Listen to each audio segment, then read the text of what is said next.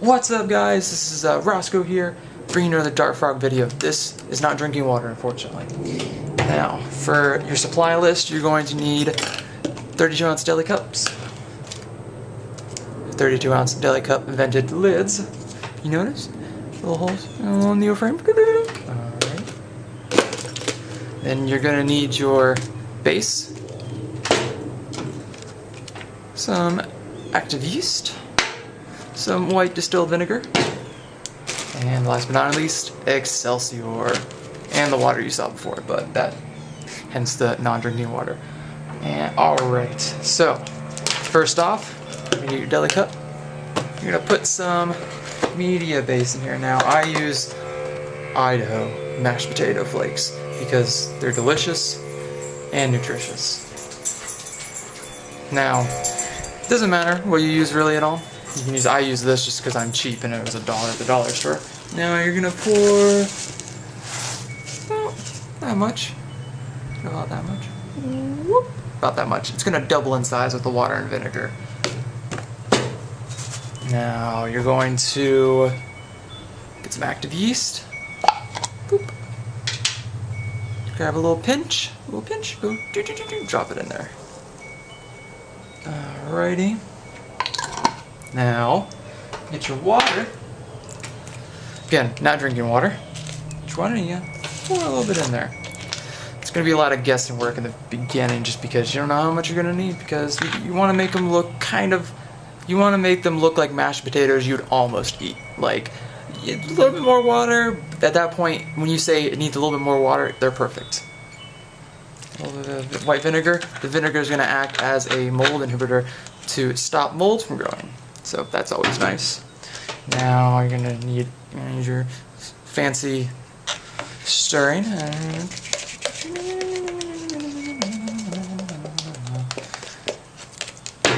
Now, a little more in there. I only got that much. That's a little too much. Alright, use the left of it.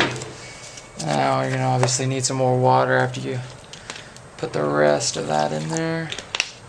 A little bit of white vinegar. Basically it's going to be 2 parts water, 1 part vinegar. That's what I tell people. Now I just want to stir it up, stir it up.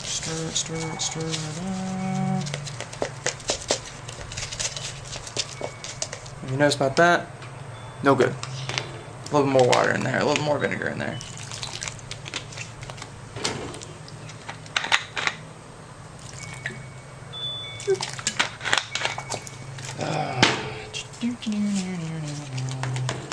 Alright, it's looking perfect. This is looking good.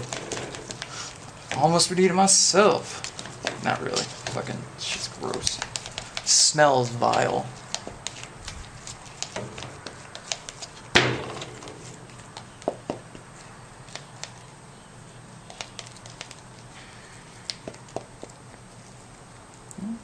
That's about the consistency you want. You want kind of mashed potato-y, but not perfectly mashed potato-y. You can tell I'm professional about this, using words I don't even know.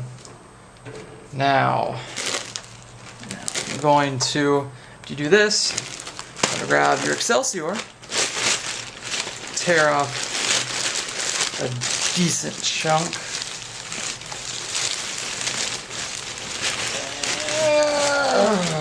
Alrighty.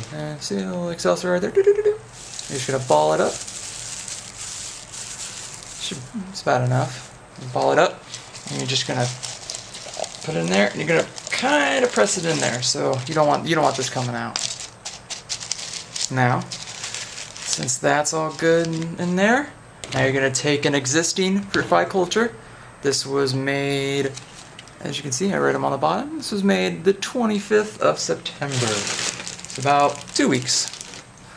About 2 weeks. You can tell we got a little bit of activity going on in there. A little bit of activity. Alright. Pat the top of it, make sure no flies escape during this process. You can go shake some. You want to shake about, I usually shake about 50. Around the 50 should be good. first you'll get your fruit fly culture started. Put a little more in there. Alright. And you're going to put the lid back on that one. And you're going to put the lid back on that one. And there you go. Now then you're going to also date the bottom to make sure. It's usually about a week or two is when you'll start seeing a blooming process for your fruit flies. Thank you for watching this episode of the Roscoe channel. I will be bringing you more Dart Frog videos in the future. Stay tuned. Roscoe out.